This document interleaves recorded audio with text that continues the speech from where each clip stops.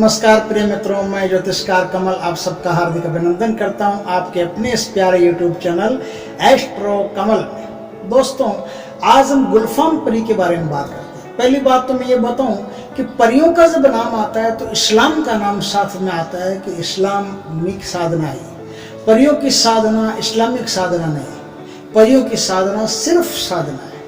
और आपको मैं एक बात बता दूं कि इस्लाम में एक भी परी का जिक्र नहीं है। कोई भी परी इस्लाम में मायने नहीं रखती, इस्लाम में इख्तियार नहीं रखती, इस्लाम में उसका कोई रकूश नहीं है। सारी परियां जितनी भी है ये कहाँ से आई, इनका किससे संबंध है, गुलफाम परी कौन है, कहाँ जन्म हुआ, किसे गुलफाम परी कहते हैं, इसके बारे में आज हम थोड़ी सी, क्या होता है कि जब किसी चीज़ के बारे में एकदम रहस्यमय और डीपली चर्चा करें ना, थोड़ा वीडियो लंबा हो जाता है, उसकी परवाह नहीं करनी चाहिए। आप आराम से इस वीडियो पर बने रहिए और जो चीज़ आपको मुझसे मिलेगी या मैं जिस चीज़ को खोज के लाता हूँ, ढूंढ के लाता हूँ, वो चीज़ आपको अन्य कहीं नहीं मिलेगी। आप कितनी कोशिश कर लो, कहीं भी चले जाओ, वो कहीं नहीं मिलेगी। वो चीज़ बड़ी मेहनत से मैं लेके आता हूँ आप लोगों के लिए।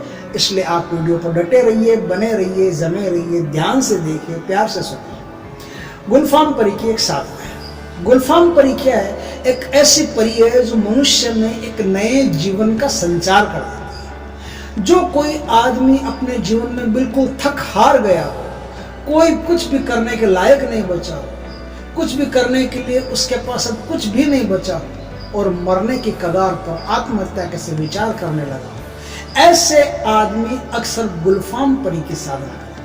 नाम तो ऐसा लगता है जैसे गुलफाम है, गुलफाम नाम है, कोई इस्लामिक नाम है। नहीं, ये कोई इस्लामिक परी नहीं है, इस्लाम में कोई परी नहीं है। ये गुलफाम परी जो है, ये बात बताता हूँ कि इसका जन्म कहाँ से हुआ, कैसे हुआ। इस आज से 35 साल पहले की बात है। मिस्र में एक आलिम हुआ करते थे जिनका नाम था शिंज। वो गुरु थे, तो पढ़ाने का, बच्चों को पढ़ाने का, लिखाने का उनका काम रहता था। जिस हुनर को वो जानते थे वो हुनर वो लोगों को बताया करते थे, सिखाया करते थे, उसी से उनका गुजारा चलता था। घर में 2 ही लोग रहते थे, एक सिंज रहते थे, दूसरी उनकी बेटी रहती थी मर्जिना। 2 ही लोग घर में रहते थे और सिंज इस तरह से अपना गुजारा कर लिया करते थे। उस समय, उस काल में मिस्र की हुकूमत जिसके हाथ में थी वो एक रानी थी, मिस्र की रानी, जिसका नाम था क्लियोपैट्रा। क्लियोपैट्रा इतनी खूबसूरत थी कि उसे अपनी खूबसूरती का इतना अभिमान था कि वो कहती थी पूरे मिस्र में मेरे जितना कोई सुंदर नहीं। इस अहंकार में क्लियोपैट्रा जिया करती थी। लेकिन एक दिन क्या हुआ, लोग बोलते नहीं थे, बात नहीं करते थे, अपने अहंकार में जीने दो, किसी के बिना मतलब कि ये निरंकुश लेडी है, इसका कोई भरोसा भी नहीं है। एक दिन क्या हुआ, गलती से किसी ने उसको बता दिया कि आप एक ऐसी सुंदरी मिस्र में हैं जिसके मुकाबले कुछ भी नहीं है। उसको जलन लग गई, ईर्ष्या हो गई कि बताओ वो सुंदरी कौन है। तो बताने वाले ने बताया कि आपके मिस्र में एक गांव है, उस गांव में एक आलिम रहता है, उस आलिम का नाम है शिंज और शिंज की बेटी है, उसका नाम है मर्जिना। और मर्जिना इतनी खूबसूरत है कि परियां भी उसके सामने पानी भरती है। इतनी खूबसूरत, इतनी सुंदर, और इतनी सुंदर के साथ साथ इतना ही उसका व्यवहार अच्छा है, इतना ही उसका चरित्र अच्छा है, इतनी उसकी व्यवहारिकता, आओ बगैर दूसरों के साथ जो बात करती है, वो सहनशीलता, विनम्रता, सब कुछ आपसे कई गुना आगे। अब क्लियोपैट्रा से सहन नहीं हुआ। क्लियोपैट्रा ने कहा कि मर्जिना को उठा करके लाओ। अपने सैनिकों को आदेश दिया, भाई राजा की बात है, कौन टाल सकता है। तो सैनिक मर्जिना को उठा करके ले गए। उन्होंने कहा कि मर्जिना को अब जहर दे करके मारना है। जहर दे करके मारना है। जहर घोट दिया, तैयार कर दिया, पिलाने वाले थे। उससे पहले रानी ने पूछा, कोई आखिरी ख्वाहिश है तेरी जो हम पूरी कर सकें? जान बचाने के सिवा और कुछ मांगना है तो मांग। तो मर्जिना ने कहा कि मुझे एक ही चीज से प्यार है, वो है गुलिस्ता से, उपवन से, बगीचे से। मैं बगीचे को बहुत चाहती हूँ और बगीचा मेरा जो है वो मैंने अपने हाथों से बनाया है, हाथों से सींचा है। आप एक काम कर सकती हैं, अगर कर सकती हैं, दया कर सकती हैं, मेहरबानी कर सकती हैं, मेरे मरने के बाद जो मेरा शरीर है मेरे शरीर को मेरे गुलिस्तां में, मेरे बगीचे में, मेरे उपवन में ले जाकर के दफन कर दे, बस इतना काम कर दीजिए। क्लियोपैट्रा ने कहा ठीक है, ये तो अच्छी बात है। जहर देकर के मर्जीना को मार दिया। मारने के बाद में उसका शरीर उसी के गुलिस्तां में, उसी के पार्क में, उसी के उपवन में गाड़ दिया, उसकी मजार बढ़ा दी।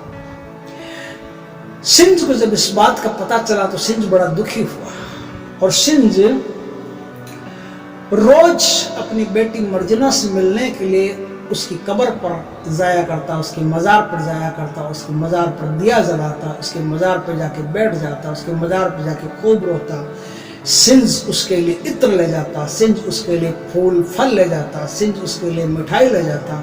बहुत कोशिश, बहुत मतलब जो भी अपनी बेटी को खिला सकता था वो सिंज उनके लिए लेके जाता, रोता, फूट फूट के रोता। अपनी बेटी को उससे बहुत याद आती थी, बहुत याद आती थी। एक दिन क्या हुआ, सिंज रो रहा था, याद कर रहा था, सारी मिठाई ले गया था, सारे फल फूल ले गया था, वस्त्र ले गया था, बहुत सारी चीजें ले गया था सिंज अपनी बेटी के। एक दिन एक खुशबूदार हवा का झोंका आया और सिंज को चारों तरफ से घेर लिया। सिंज के चारों तरफ हवा का झोंका।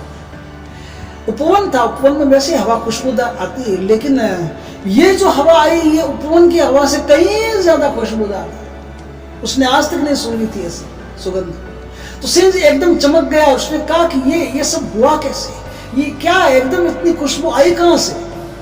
तो सिंज ऐसा सोच ही रहा था कि उस रात चांद की रात थी और चांद की रात में वहां एक स्त्री की आकृति प्रकट होने लगी। स्त्री की आकृति प्रकट होने लगी। सिंज उसे देख करके हतप्रभ रह गया, आश्चर्यचकित रह गया कि ये कौन।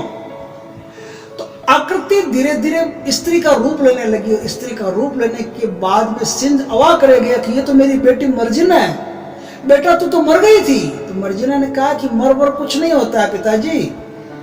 क्लियोपैट्रा ने मेरे शरीर से मेरी आत्मा को जुदा किया, मार नहीं सकता, कोई किसी को नहीं मार सकता, सिर्फ शरीर से आत्मा को जुदा किया है। मेरा शरीर वो यहाँ दफन है और मुझे जो है वो अल्लाह ताला की मेहरबानी से दूसरा शरीर मिल गया और दूसरा शरीर जो मुझे मिला है वो परियों के लोक में मिला है। अब मैं परी बन गई हूँ और इन 33 दिनों में जो आप यहाँ आए, जो आप मेरी इतने मुझसे प्यार करते हैं, मुझे इतना चाहते हैं, मेरे लिए फल फूल इत्र बहुत सारी चीज़ें आप लेकर के आते हैं, तो इससे मैं बड़ी प्रसन्न हुई।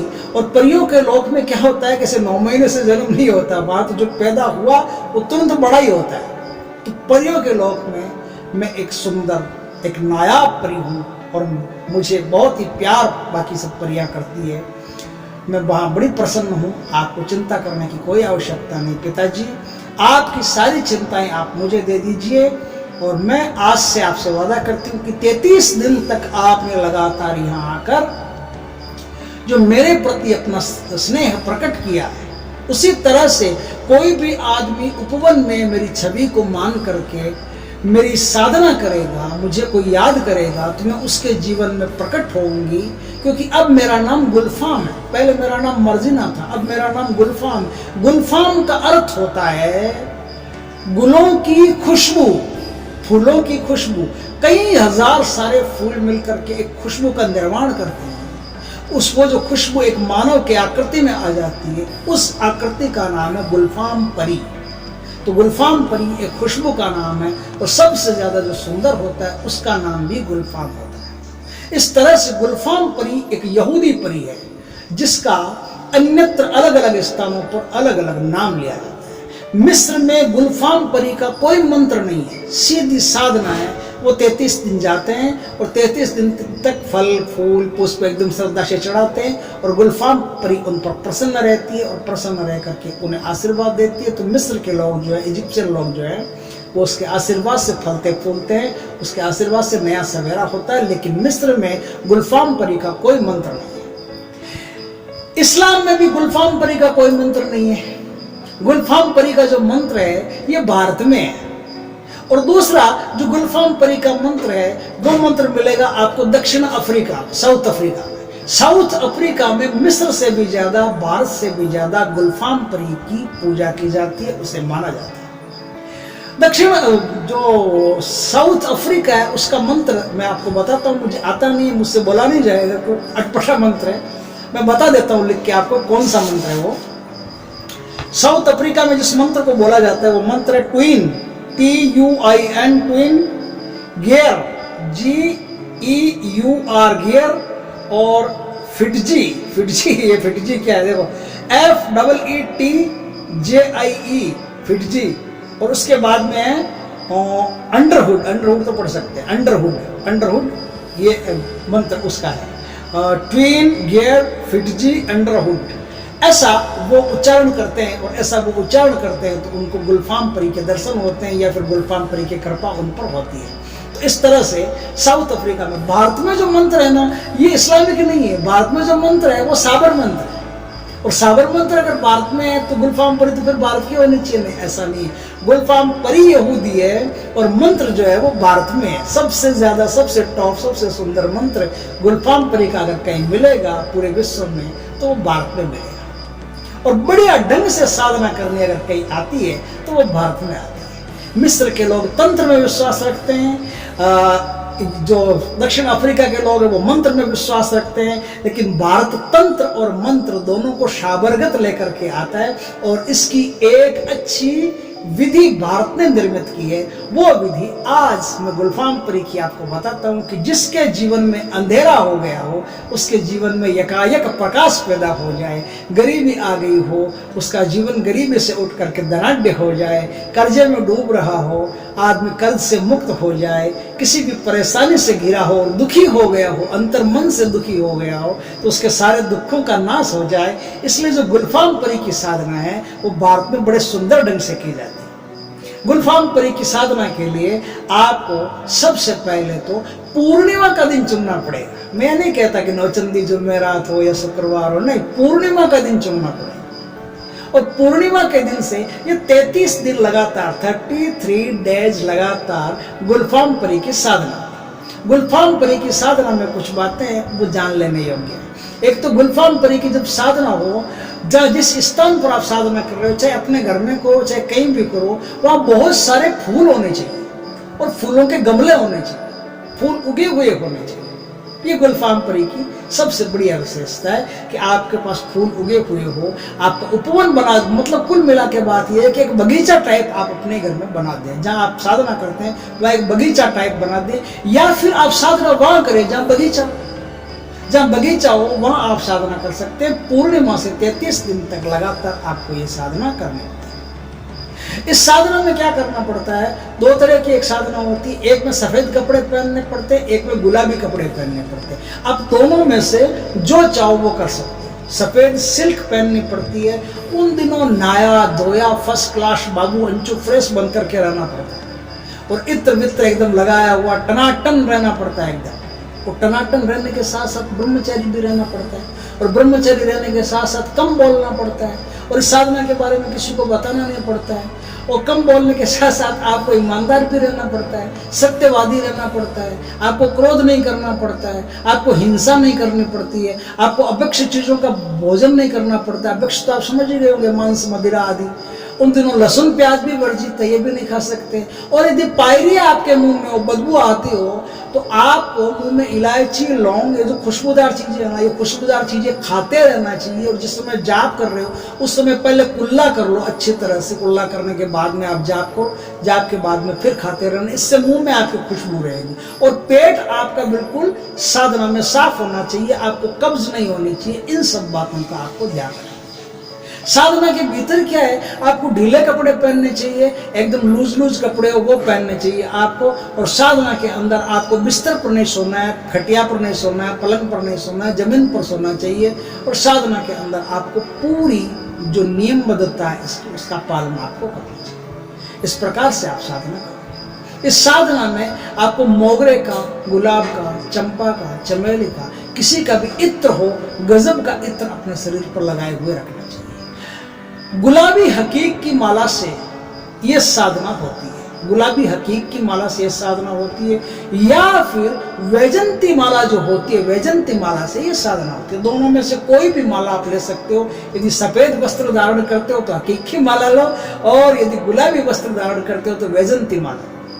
दोनों अलग अलग वस्त्रों पर अलग अलग माला डिपेंड करते हैं। इस माला से आपको जाप करना पड़ता है। जाप कितने दिन करना पड़ता है? 33 दिन करना पड़ता है। कितनी माला का जाप करना पड़ता है?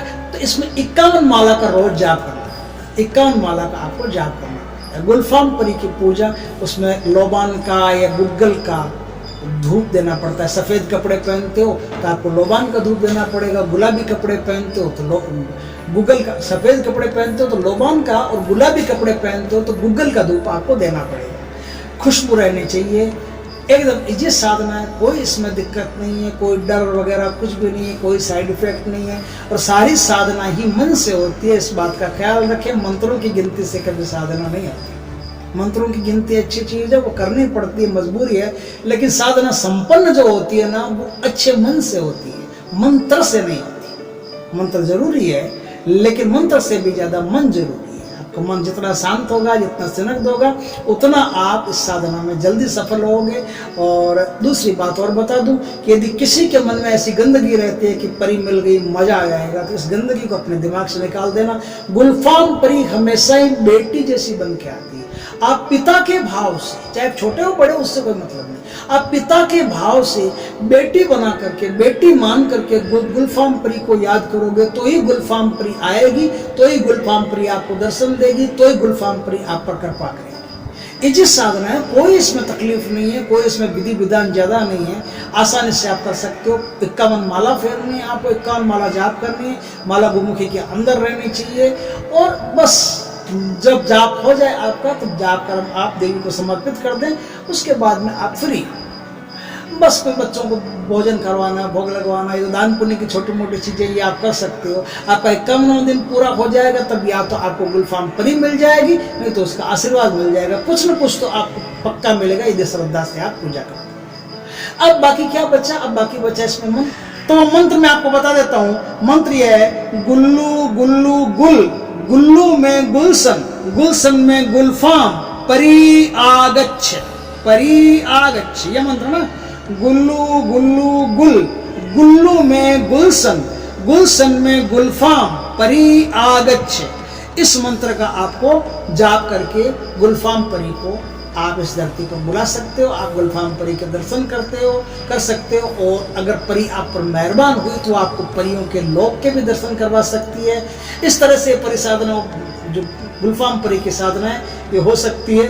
इस साधना को करके आप समाज सेवा कर सकते हो, देश सेवा कर सकते हो, खुद की सेवा कर सकते हो, परिवार की सेवा कर सकते हो, और अच्छे से अच्छे कर्म इस धरती पर आप कर सकते हो। अगर वीडियो अच्छा लगा हो तो लाइक भी कर सकते हो, शेयर भी कर सकते हो, कमेंट भी कर सकते हो, सब छूट है आपको। और यदि पहली बार आए तो सब्सक्राइब कर सकते हो, पास में जो बेल आइकन का बटन है वो दबा सकते हो, ताकि हमारे ज्ञानवर्धक जानकारीपूर्ण वीडियो भी आप तक आ सकते हैं। जय श्री कृष्णा।